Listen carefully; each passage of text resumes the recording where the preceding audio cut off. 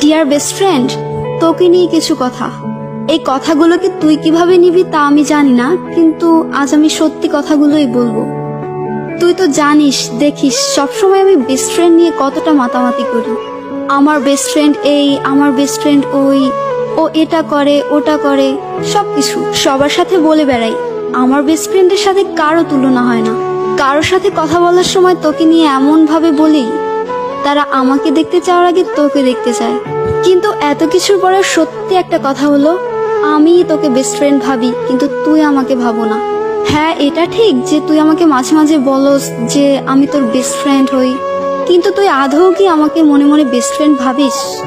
তুই যদি আমাকে বেস্ট ফ্রেন্ডই ভাবতি, তাহলে তুই আরো 3টা বেস্ট ফ্রেন্ড বানাতে পারতি না। আমি ছাড়াও তোর বেস্ট ফ্রেন্ডের অভাব নাই। আমার মুড অফ থাকলেও তোর মুড ঠিকই থাকে। আমি রাগ অভিমান করলেও তোর তাতে কিছু যায় আসে না।